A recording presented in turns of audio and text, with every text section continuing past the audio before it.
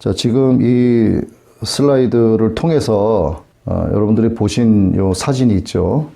본문 말씀 들어가기 전에 이 말씀을 좀 잠깐 드리고 싶은데, 지난 12월 초에 세계 정부의 전초 기지의 유형이라고 할 수 있는 유엔이 공개한 새로운 조각상입니다.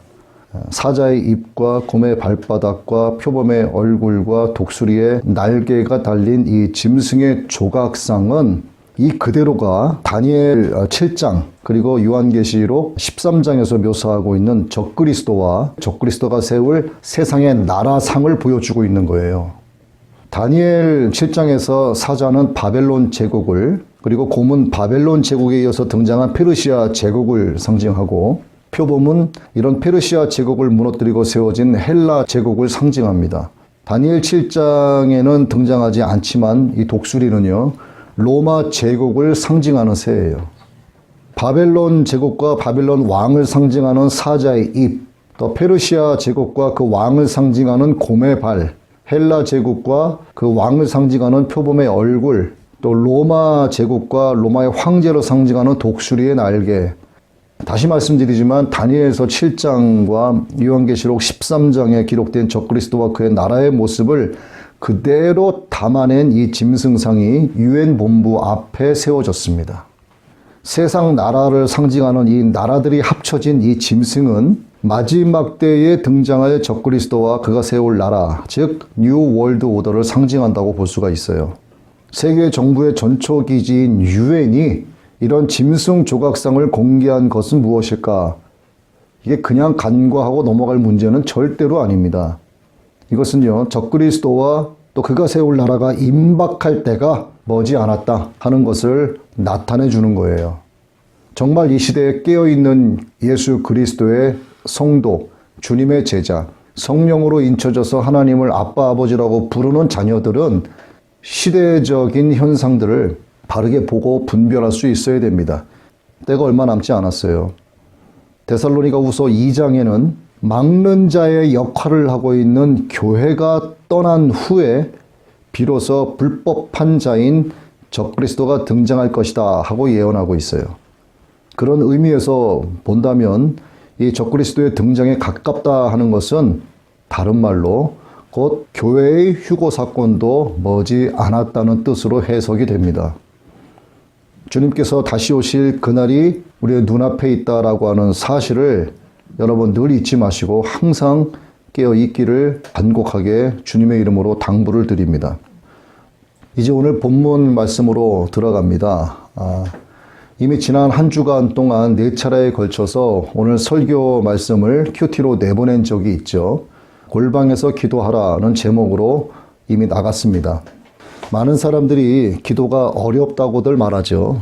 제가 그 주일 예배 대표 기도문 밴드를 아주 오랫동안 이렇게 운영을 해오고 있고, 그동안 제가 대표 기도했었던 기도문들을 다 모아서 거기에 많이 올려놨는데 1000명 이상의 목사님, 장로 권사님들, 많은 성도님들이 들어오셔서 기도문을 보시고 그걸 갖고 다시 조금씩 바꿔서 활용을 하고 계시는 걸로 알고 있어요. 그러다가 대표 기도문만 올려서는 안 되겠다 싶어서 이제 큐티도 그 밴드에다 올리면서 함께 은혜를 나누고 있는 중입니다. 왜 사람들이 그렇게 찾아서 들어오는가? 이 기도하는 것이 쉽지 않기 때문에 그래요. 어떻게 기도하는지 잘 모르겠다. 조금 기도하고 나면 할 말이 없어진다. 어떻게 1시간, 2시간을 기도하냐? 이런 질문들이 많이 나오죠. 하나님께서 우리의 쓸 것, 우리의 필요한 것을 다 아시는데 구태여 그렇게 오랫동안 앉아서 기도할 필요가 있냐? 이렇게 기도를 어려워하기 때문에 이런 질문들이 나옵니다. 우리가 다급하고 위급할 때는 자연스럽게 아이고 하나님하고 하나님을 찾습니다. 그런데 막상 자리를 피고 앉아서 기도해라 하면 무슨 기도부터 어떻게 시작을 해야 될지 막막할 때가 많죠. 이런 면에서 기도가 어렵다 하고 말하는 것은 솔직한 표현이라고 할 수 있습니다. 우리는 오감을 가진 육체를 입고 이 세상의 지면 위에서 살고 있습니다. 시공의 세계에 갇혀있는 아주 미약한 피조물들이에요. 그래서 영이신 하나님께 기도한다는 것은 생각보다 단순하지도 않고 쉽지도 않습니다. 사람은 자신의 눈으로 봐야만 알고 자신의 귀로 들어야만 깨닫고 손으로 직접 만져야만 느낄 수 있습니다. 하지만 하나님은 눈에 보이지도 않으시고 만져지지도 않으시고 또 하나님의 음성 또한 우리가 직접적으로 들을 수도 없어요. 눈을 떠도 또 손을 휘둘러도 안 되고 귀를 기울여도 찾을 수가 없습니다. 그렇기 때문에 기도할 때 정말 먼 허공에다 대고 혼자 중얼거리듯이 기도한다 하는 느낌을 받을 때도 있어요. 이러한 이유만으로도 하나님께 기도드린다 하는 것은 결코 쉽지가 않습니다. 쉽지 않기 때문에 기도를 오해해서 잘못된 기도를 참 많이 하는 거죠. 예수님은 본문 말씀에서 당시 유대인들이 잘못된 기도 방법을 두 가지로 말씀을 하셨어요. 첫 번째는 유대인들은 하나님께 기도드린다 하면서 실상은 사람들에게 기도한 것과 다름 아니라는 겁니다. 사람에게 기도했다는 것은 5절 말씀으로 알 수가 있어요. 또 너희는 기도할 때 외식하는 자와 같이 하지 말라. 그들은 사람에게 보이려고 회당과 큰 거리 어귀에 서서 기도하기를 좋아하느니라. 그들의 기도는 하나님을 향한 기도가 아니라 사람을 의식한 기도였죠. 유대 지도자들은 기도의 중요성을 오래전부터 알고 있었습니다. 그래서 기도를 철저하게 가르쳤고 또 기도를 잘하기 위한 궁리도 했죠. 그러나 사람의 생각이 앞섰습니다. 결국 기도의 본질은 사라졌고 틀에 짜맞춘 것과 같은 규격화된 어떤 세트가 만들어지게 된 거예요. 기도의 내용, 기도의 형식, 기도의 시간 등이 마치 공산화된 제품처럼 만들어진 겁니다. 즉 기도를 의식화했다는 말이죠. 가장 대표적인 기도는 신명기 6장 4절에 있는 구절을 그대로 반복하는 쉐마였죠. 이스라엘아 들으라, 우리 하나님 여호와는 오직 유일한 여호와이시니. 이렇게 그들은 이 말씀을 하나의 기도문으로 규격화해서 계속 외우도록 가르쳤어요. 그뿐만 아니라 슬픈 일, 기쁜 일, 그리고 어떤 여행 등과 같은 유대인의 어떤 절기, 이런 중요한 일상사마다 각각 해당하는 기도문을 만들었습니다. 심지어 식사 전, 식사 후, 취침 시간, 아침에 하는 기도, 이렇게 복잡하게 만들어서 가르쳤어요. 여기서 그치지 않고 시간까지 규격화해서 우리나라 시간으로 9시, 12시, 3시 이렇게 기도 시간을 정했습니다. 예수님 당시에 만연했었던 이러한 기도 문화는 참된 기도가 아니었다는 거죠. 유대인들은 이러한 기도에 익숙해지면서 점차 사람을 의식하는 기도로 빠져 들어가기 시작을 했습니다. 예를 들어서 사람들이 많이 다니는 예루살렘에 12시가 되었다고 치자고요. 기도 시간입니다. 유대 사람들은 발걸음을 멈추고 흔히 해왔던 것처럼 두 손을 들고 머리를 숙여서 하나님께 기도합니다. 보통 사람들은 한 1, 2분 정도 쉐마를 외운 후에 다시 일상생활을 계속하죠. 하지만 그 가운데 경건하다고 소문난 사람들이 있었죠. 바리새인들, 서기관들, 이런 사람들은 일부러 손을 높이 들고 오랫동안 시간을 끌었습니다. 같은 기도를 계속 반복한 거죠. 그 모습을 보면서 지나가는 사람들이 칭찬을 하죠. 야, 저분은 정말 기도를 길게 많이 하는구나. 정말 경건한 모습이로다. 이렇게 자기들을 보면서 칭찬하는 사람들의 소리를 의식을 하면서 기도를 계속 이어갑니다. 입으로는 규격화된 기도를 하고 있지만 귀로는 자기를 칭찬하는 사람들의 목소리를 향해 있는 거죠. 그래서 더 시간을 끌면서 손을 더 오래 들고 기도했습니다. 그들은 그렇게 사람들의 칭찬에 길들여져 간 거죠. 그래서 어떤 서기관들이나 바리새인들은 일부러 사람이 많이 다니는 시장 바닥이나 회당거리, 큰 도시 모퉁이에 서 있다가 시간이 되면 보란듯이 큰 소리로 기도를 했습니다. 예수님은 그들의 마음을 다 아시죠. 그래서 그들은 사람에게 보이려고 회당과 큰 거리 어귀에 서서 기도하기를 좋아한다 하는 말씀을 하신 겁니다. 기도는 사람을 의식해서 하는 게 아니고 온전히 하나님께 드리는 거죠. 사람을 의식한 기도는 기도가 아닙니다. 예를 들어 사람들 앞에서 대표 기도할 때 유달리 길게 기도하는 것도 외식하는 기도에 해당할 수 있어요.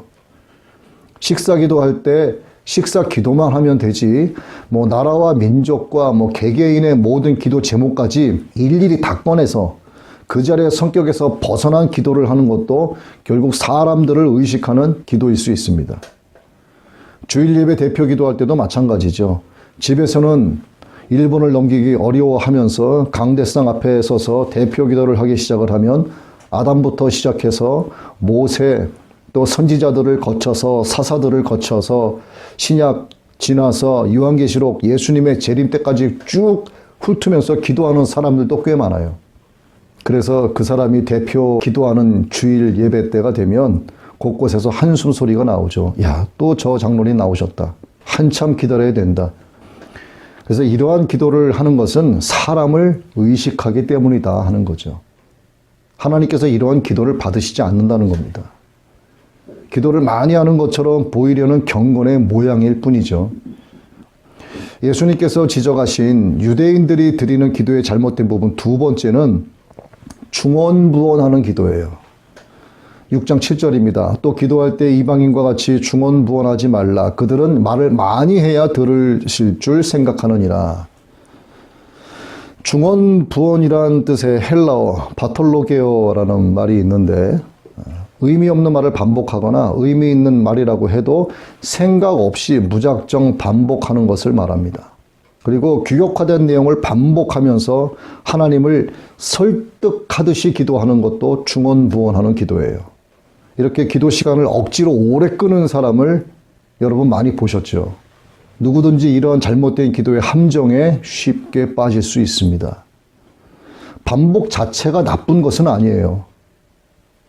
예수님께서도 겟세마네 동산에서 긴 시간을 반복적으로 기도하셨습니다. 성경에는 3차례 반복한 것으로 기록되어 있지만 당시 십자가 죽음을 앞둔 예수님의 상황을 미루어 봤을 때 3번 반복한 것으로 한정 짓는 것은 오히려 무리가 아닌가 하는 생각을 해봤습니다. 예수님은 온 힘을 다해서 기도하셨죠. 기도하는 동안에 아버지여 내 뜻대로 마옵시고 아버지의 뜻대로 하옵소서라는 말씀을 제 생각입니다만 10번, 20번 이상도 하셨을 것으로 생각이 됐어요. 왜냐하면 예수님은 이 기도의 모든 것을 다 담아내셨기 때문입니다. 땀에는 피가 섞여서 흘러내릴 정도였죠. 이러한 기도는 아무리 반복을 해도 중언부언하는 기도가 아니라는 거예요. 중언부언하는 기도는 중간중간에 막힘없이 아무 말이나 계속 섞어서 이어나가는 것을 말합니다. 그래야만 기도를 잘하는 것으로 생각을 하기 때문이죠. 기도를 유창하게 한다는 사람을 보면 주요한 내용 하나를 기도하기 위해서 그 앞에 형용사 10개, 20개를 막 갖다 덧붙이는 경우가 많아요. 예를 들어 볼까요? 아버지 하나님을 부르기 위해서 이렇게 기도합니다. 보통은 아버지 하나님 이렇게 시작을 하는데 그 앞에 이렇게 갖다 붙여요. 자비로우시고 은혜로우시며 무소부지하시고 온유하시며 무한하신 사랑이시요 처음과 나중이시며 만왕의 왕이시고 만유의 주제이신 아버지 하나님 이렇게 시작을 합니다. 그런 다음에 또 이렇게 기도해요. 아버지 하나님은 언제나 진실하시고 온 땅에 충만하시며 살아계셔서 역사하시고 세상의 진리로 모든 생명의 주인이 되십니다. 이렇게 아버지 하나님을 부르기 위해서 앞에도 이만큼의 형용사를 갖다 붙이고 부르고 난 뒤에도 그 뒤에 이만큼의 형용사를 앞뒤로 갖다 붙이는 거예요. 예수님은 기도에 대해서도 중요한 말씀을 하셨어요. 하나는 하나님은 골방에서 우리를 만나기를 원하신다는 겁니다. 마태복음 6장 6절이죠. 너는 기도할 때 내 골방에 들어가 문을 닫고 은밀한 중에 계신 내 아버지께 기도하라. 은밀한 중에 보시는 내 아버지께서 갚으시리라. 즉 골방에 들어가서 은밀하게 기도하면 기도하는 그에게 응답해 주시겠다라는 말씀이죠. 여기에서 골방은 글자 그대로 아무런 방해 없이 단둘이 만날 수 있는 그런 공간을 말하는 거죠. 이게 사방의 벽으로 둘러싸인 작은 공간이나 어떤 밀실만을 한정짓지는 않습니다. 영이신 하나님과 마음껏 교제할 수 있는 환경이라고 하면 그곳이 어디든지 골방이 될 수 있다는 거예요. 예수님은 번잡한 곳을 피해서 산이나 들판에서 기도하셨습니다. 바로 그것이 예수님께서 선택하신 골방이었다는 거죠. 골방의 기도는 심오한 차원을 담고 있습니다. 우리는 하루 동안 많은 사람을 만나면서 살아갑니다. 그 사람들을 만날 때 교제의 방법도 다르고 또 대화의 내용도 다르고 대면의 질도 다르게 하죠. 한 예로 저명 인사를 우리가 만난다 했을 때 어느 정도의 절차를 거치기도 합니다. 만나는 방법과 장소 등도 주로 저명이사가 정하는 대로 우리가 따라갈 수밖에 없는 거죠. 가까운 친구라도 만남의 방법은 저마다 다릅니다. 자주 만나는 아주 친한 친구라고 하면 야, 내가 아는 어디 카페가 있는데 그리 와라. 차 한잔하면서 이야기하자 하고 편하게 이야기할 수 있어요. 근데 낯선 사람에게는 그렇게 말하지 못합니다. 괜한 오해를 살 수도 있는 거죠. 자, 가장 자연스러운 경우는 눈에 아직 콩깍지가 떨어지지 않은 연인들이죠. 그 연인들은 누가 시키지 않아도 단둘이 앉아서 서로의 마음을 나누고 사랑을 확인하기 위해서 사람 없는 데만 골라 찾아다닙니다. 사이가 좋은 인고 부부도 둘만의 시간을 자주 갖죠. 또 영화나 드라마에서도 여러분 많이 보셨겠습니다만 사람 많고 음악 소리 시끄러운 파티장이 있어요. 거기에 두 남녀가 스며시 복잡한 곳에서 빠져나가서 조용한 해변가를 거니는 그런 장면을 보셨을 것입니다. 이거 다 자연스러운 현상들이죠. 그런데 애정이 없는 부부는 어떻겠습니까? 골방에 둘이 붙어 있는 것을 좋아하지 않아요. 남편이 어쩌다가 아내한테 어디 조용한 데 가서 둘만의 시간을 갖자 이렇게 이야기해도 뭔 재미로 가냐 핀잔을 주기도 하죠. 즉 골방에서 만나는 사이는요, 웬만한 관계 갖고는 어렵다는 뜻입니다. 골방에서 만날 수 있을 만한 필요 충분 조건이 갖추어져야만 골방에서 만날 수 있다는 거예요. 그래서 하나님은 우리를 골방에서 만나기를 원하고 계시는 겁니다. 골방은 우리의 마음을 하나님께 온전히 집중할 수 있는 은혜의 통로가 되기 때문이고 우리가 아버지 하나님의 자녀이기 때문에 가능한 거예요. 사람들의 출입이 많고 복잡해서 우리의 생각이 분산되기 쉬운 곳은 우리의 마음을 하나님께 온전히 드리기가 어렵습니다. 우리 온전한 마음을 골방에서 받기를 원하시는 하나님은 자기 자녀들을 향한 그 뜨거운 사랑을 골방에서 표현하고 싶어 하시는 거예요. 그래서 기도는 사람이 만들어낸 방법이 아니라 아버지 하나님께 직접 나의 이름을 통해 아뢰라 하고 예수님께서 직접 만들어주신 방법이라는 거죠. 그래서 기도는 하나님의 축복의 통로인 것이고 성령님께서 우리 안에 내주하시고 또 우리의 삶 가운데 교통하시고 전인격적으로 충만케 하시는 거룩한 역사의 통로가 되는 겁니다. 우리가 골방에서 아버지 하나님을 부르고 또 하나님의 얼굴을 구할 때면 하나님은 이미 그곳에 먼저 와 계시죠. 스바냐 선지자의 고백처럼 우리 중에 거하셔서 구원을 베푸시는 하나님으로서의 영광을 드러내고 계십니다. 스바냐 3장 17절이죠. 너의 하나님 여호와가 너의 가운데 계시니 그는 구원을 베푸실 전능자시라. 그가 너로 인하여 기쁨을 이기지 못하여 하시며 너를 잠잠히 사랑하시며 너로 인하여 즐거이 부르며 기뻐하시리라 하리라. 골방에 자주 드나드는 사람들에게는 공통점이 있습니다. 누구든 사는 게 힘들다 이렇게 말하지 않는 사람이 없는데 골방에서 기도하는 그들은 힘겹고 어려운 환경 가운데서도 기쁨을 표현하면서 감사를 잊지 않아요. 또 골방에서 기도하는 그들은 그들의 어깨에 놓여진 좁은 길의 십자가는 크지만 그 얼굴에는 소망이라고 하는 이름의 빛이 밝게 비춰지고 있습니다. 골방에서 기도하는 그들은 태풍이 이는 이 세상의 검은 바다 위에서도 요동치지 않고 뜨거운 팬 위에 있는 깨처럼 깨방정 떨면서 살아가지 않습니다. 또 골방에서 기도하는 그들은 늘 잔잔하고 평안하죠. 골방에서 기도하는 그들은 소위 팔랑귀라고 하죠. 팔랑귀로 세상의 거짓된 소리들에 일희일비하지 않고 오직 하나님의 말씀에 진중하게 귀를 기울입니다. 또 골방에서 기도하는 그들은 자기를 사랑 가득한 눈으로 잠잠히 바라보시는 아버지 하나님의 시선 아래서 언제나 평안하게 웃어요. 이게 골방에서 기도하는 사람들의 공통적인 특징입니다. 세상 모든 사람들은 극도의 긴장 속에서 좋은 소식보다는 좋지 않은 소식을 더 많이 접하면서 살아갑니다. 세계 경제가 인플레 현상으로 치닫고 있다. 지진과 기근으로 많은 사람들이 죽어가고 있다. 바이러스 팬데믹에 따른 백신으로 셀 수 없는 많은 사람들이 일평생 중병을 앓아야 하면서 살아가야 되고 또 많은 사람들이 백신으로 죽어가고 있다. 백신 패스로 차별을 당하고 있다. 로봇과 복제인간 AI 출현으로 일자리가 위협당한다. 구글 계정을 통해서 스마트폰을 사용하는 모든 사람들이 감시를 당하고 있다. 한국의 대선 문제로 시끄럽다 등등 많은 좋지 않은 소식들이 더 많이 우리 귀에 들려옵니다. 이런 뉴스들마다 가슴을 답답하게 만들죠. 또 뉴스라고 해서 진실만을 보도하는 게 아니죠. 왜곡되고 조작되고 과장된 보도들을 상당히 많이 합니다. 이게 마지막 시대에 나타나는 증거 중에 하나예요. 대중들이 공포감을 갖도록 자꾸 조성을 하고 있습니다. 그리고 돈에 눈이 멀어서 정부고 병원이고 할 것 없이 다양한 질병의 환자들을 코로나로 몰아가요. 만mon의 소나기가 자신들의 머리채를 움켜쥐고 있는 것도 모른 채 돈 앞에 조아리고 있습니다. 그래도 그나마 양심 있는 의사들이 이제는 그것이 잘못됐다라고 말하기 시작을 하고 있죠. 세상은 갈수록 폐역해지고 완악해지고 있습니다. 달빛이 검은 상복을 입을 것처럼 오늘 우리들의 그리고 우리 후대들의 미래는 이제 암담해지고 있어요.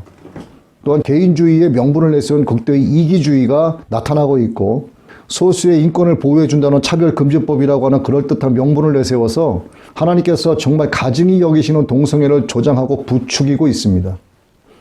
이를 통해서 다수의 인권을 오히려 역차별하는 이런 말도 안 되는 그야말로 때려 죽여도 시원치 않을 그런 악법이 판을 치고 있습니다. 지금 이게 우리가 사는 세상이에요. 어쩌면 지금 이 세상보다 소돔의 때가 더 나았을런지도 몰라요. 마태복음 11장 23, 24절입니다. 가버나움아 내가 하늘에까지 높아지겠느냐 음부에까지 낮아지리라. 내게 행한 모든 권능을 소돔에서 행하였더라면 그 성이 오늘까지 있었으리라. 내가 너희에게 이르노니 심판날에 소돔 땅이 너보다 견디기 쉬우리라 하시니라. 자, 이게 가버나움을 향해서만 말씀하시는 거라고 생각하시면 안 되죠. 오늘 우리가 사는 이 세상은 가버나움보다 더 악합니다. 이렇게 더럽고 추하게 변해가는 세상의 이름이 마지막 때의 적그리스도의 사악한 모습을 선명하게 출현시킬 큰 성 바벨론이에요. 이 큰 성 바벨론은 바다에서 올라올 짐승을 준비시키고 있습니다. 그래서 유엔 앞에도 그러한 짐승의 형상이 세워진 거죠. 예수님을 진짜 믿는 분들이라면 이 시대의 현상들을 절대로 가볍게 넘겨서는 안 됩니다. 정말 명심해야 돼요. 성경의 창을 열고 세상을 바라봐야 되는 거예요. 세상의 창을 열고 또 허탄하고 거짓된 우주과학을 들이밀면서 성경을 해석해서는 절대로 안 돼요. 반드시 성경의 창을 열어서 세상에서 나타나고 있는 시대적 현상들을 읽고 분별할 수 있어야 됩니다. 그래도 말씀 붙잡고 골방에서 기도하는 하나님의 자녀들이 남아있죠. 영원한 소망이 있기 때문에 그들은 웃습니다. 절대가치의 생명을 걸었기 때문에 웃고 세상을 이긴 승리자가 된다는 기쁨이 있기 때문에 웃어요. 또한 영원한 아버지 나라에서 주님의 신부로 살아갈 것이기 때문에 기뻐하고 주님과 영원히 왕노릇 할 것이기 때문에 기뻐하고 영원토록 찬양하는 흰옷을 입은 하늘의 성도가 될 것이기 때문에 기뻐하죠. 세상, 이 큰 성 바벨론이 말하는 안전과 평안이 아니라 우리 주님께서 말씀하시는 평안이 우리 안에 가득하기 때문에 기도하는 자들은 늘 행복하고 웃습니다. 그 이유는 골방에서 하나님을 만나기 때문이에요. 그곳에서 하나님의 말씀을 펴놓고 그분의 음성을 듣는 즐거움이 있기 때문에 늘 기도하는 겁니다. 그래서 현재 온 세상이 소돔과 고모라보다 더한 이런 죄악에 뒤덮여 있어도 골방에서 기도하는 성도는 믿음, 소망, 사랑이 더욱더 증폭되어져 가는 거예요. 내 앞에 있는 문제가 아무리 태산처럼 높아 보여도 하늘에 계신 아버지 하나님 아래에 있습니다. 그래서 하나님 앞에 나아가면 이 세상의 어떤 문제도 작게만 느껴지는 거죠. 우리가 사도 바울의 말처럼 잠시 근심하지 않을 수는 없어요. 그러나 기도하면서 하나님의 말씀을 붙잡으면서 그 근심은 사라지게 되죠. 빌립보서 4장 13절입니다. 내게 능력 주시는 자 안에서 내가 모든 것을 할 수 있다. 이 말씀은 성경에 기록된 문자로 끝나지 않고 복음이 녹아진 우리 삶에서 실제가 된 고백으로 나타나게 되는 거예요.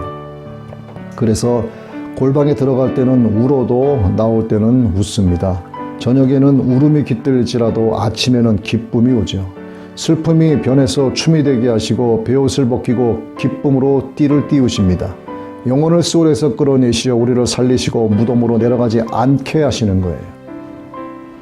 다음으로 예수님의 기도에 대한 중요한 말씀 두 번째가 있는데 하나님은 전지전능하신 분이지만 그래도 우리의 기도를 처음 들으시는 것처럼 직접 듣기를 원하신다는 거예요. 구하기 전에 너에게 있어야 할 것을 하나님 너희 아버지께서 아시느니라. 예수님은 6장 8절에서 이렇게 말씀을 하셨어요. 기도는 하나님이 잘 모르기 때문에 내 편에서 무엇인가를 하나님께 알려드리는 수단도 설득시키는 방편도 아니라는 뜻입니다. 이거는 전지하신 하나님은 우리의 모든 것을 다 아시죠. 이것에 대해서 정확하게 기록된 것이 시편 139편입니다. 오 주여, 주께서 나를 살피시고 나를 아셨나이다. 나의 앉고 일어서는 것을 아시고 멀리서도 나의 생각을 아시오며 나의 행로와 나의 눕는 것을 둘러싸심으로 모든 것을 익히 아시오니 보소서 주여, 내 혀의 말 중에 주께서 알지 못하시는 것이 단 하나도 없나이다. 주께서 나를 앞뒤로 에워싸시고 주의 손을 내 위에 얹으셨나이다. 그런 지식이 내게 너무 놀라우며 높아서 내가 능히 그것에 미치지 못하나이다. 내가 주의 영을 떠나 어디로 가리이까? 혹은 내가 주의 앞을 떠나 어디로 피하리이까? 내가 하늘로 올라갈지라도 주께서 거기 계시오며 내가 지옥에 내 침상을 펼지라도 보소서 주께서 거기 계시나이다. 내가 아침에 날개들을 취하여 바다 맨 끝 지역들에 가서 거할지라도 거기서도 주의 손이 나를 인도하시며 주의 오른손이 나를 붙드시리이다. 하나님을 피할 데가 없는 거예요. 동서사방 어디를 가더라도 하나님은 계시죠. 무소부지하신 하나님이시기 때문에. 그런 하나님이 나를 모르시겠냐 이거죠. 내가 기도해야만 하나님이 아신다가 아니죠. 이미 다 아시지만 하나님은 그 기도를 마치 처음 듣는 것처럼 듣기를 원하신다는 거예요. 그래서 똑같은 말을 계속해서 반복할 필요가 없다는 겁니다. 그러나 이것은 아예 말을 하지 말거나 말을 반복하지 말라는 의미가 아니라고 말씀을 드렸죠. 한마디의 기도라도 모든 전심을 담아서 하나님께 드리라는 겁니다. 기도는 내가 말을 많이 해서 원하는 것을 받아내는 수단이 아니라 오히려 하나님께서 우리에게 주고자 하는 것을 주시기 위한 하나님의 수단이에요.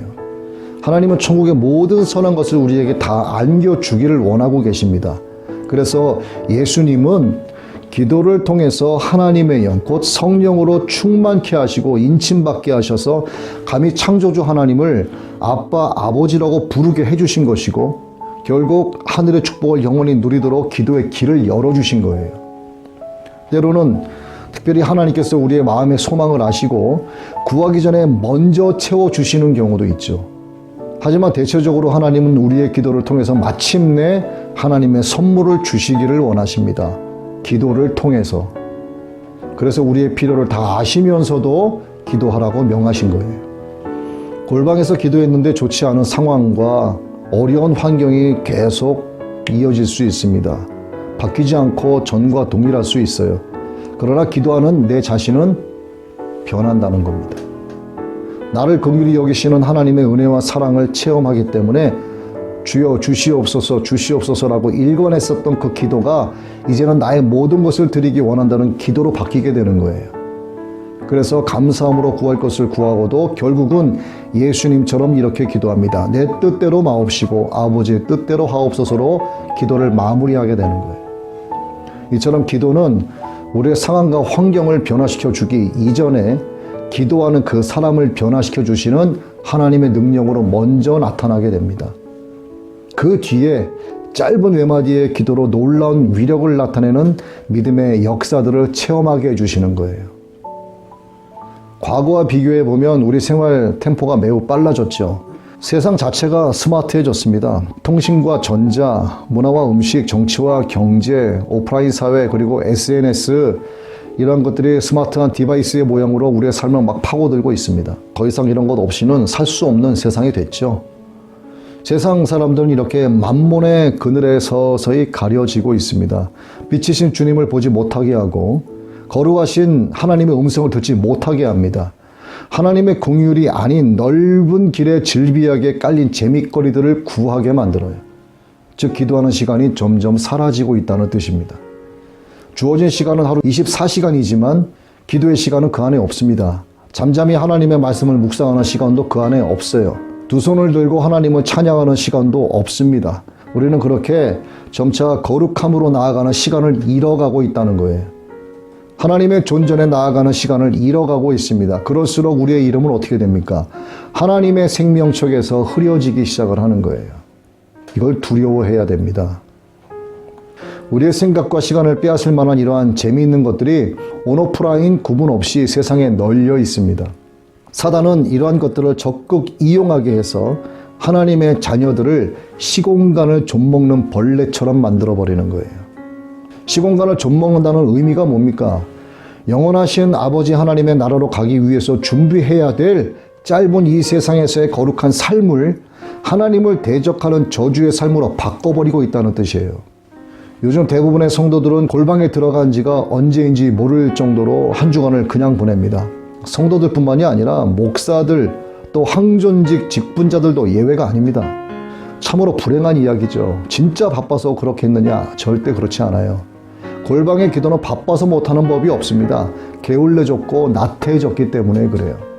정 안 되면 맛집 찾아가서 줄 서서 기다리는 시간에 기도해도 돼요. 신호등을 기다리면서 기도해도 됩니다. 차 타고 가는 시간에 기도해도 되고 걷는 시간에 기도해도 돼요. 식당에서 음식이 나오는 동안에 기도해도 됩니다. 잠자기 전에 기도하고 아침에 일어나자마자 바로 그 자리에서 무릎 꿇고 기도하시면 되는, 이게 나의 골방이 되는 거예요. 그렇게 하면 그 시간 그 자리들이 하나님과 기도로 은밀히 만나는 나의 골방이 되는 겁니다. 골방의 기도는 우리의 영혼을 소생시키는 은혜의 셈이고 불가능을 가능케 하는 기적의 현장이죠. 그리고 골방의 기도는 우리의 공허함을 하나님의 충만함으로 채우고 우리의 연약함을 하나님의 능력으로 대신하고 우리의 필요를 하나님의 성실함으로 공급받게 하는 축복의 통로인 것이죠. 우리는 골방에서 우리의 기도를 듣기 원하시는 하나님께 주파수를 맞춰야 됩니다. 골방에 임하는 하나님의 놀라운 능력을 힘입어서 이 세상을 살아가야 되는 거예요. 그러면 얼마든지 승리할 수 있고 어떤 문제도 극복할 수 있고 어떤 슬픔도 이겨낼 수 있습니다. 말씀을 정리합니다. 사람을 의식한 기도는 기도가 아니에요. 진짜 기도는 온전히 하나님께만 드리는 겁니다. 따라서 기도를 하더라도 자신을 마치 경건한 사람이나 또 기도를 많이 하는 사람처럼 보이려고 하는 의도는 철저히 배제하고 제거해야 돼요. 이것은 자신과 하나님을 속이는 외식이기 때문입니다. 그리고 의미 없는 말을 반복하거나 또 의미 있는 말이라도 생각 없이 반복해서는 안 됩니다. 그러나 간구하기 위하여 반복된 기도를 드리게 될 때는 겟세마네 동산에서 온 힘으로 기도하셨던 예수님처럼 해야 된다는 거죠. 마지막으로 기도 중간에 막힘없이 아무 말이라도 막 이어가는 것이 잘하는 기도일 거라는 생각을 아예 뿌리 뽑아야 됩니다. 여러분 모두가 골방에서 기다리고 계시는 하나님을 기도로 만나게 되시기를 예수 그리스도 이름으로 축원합니다.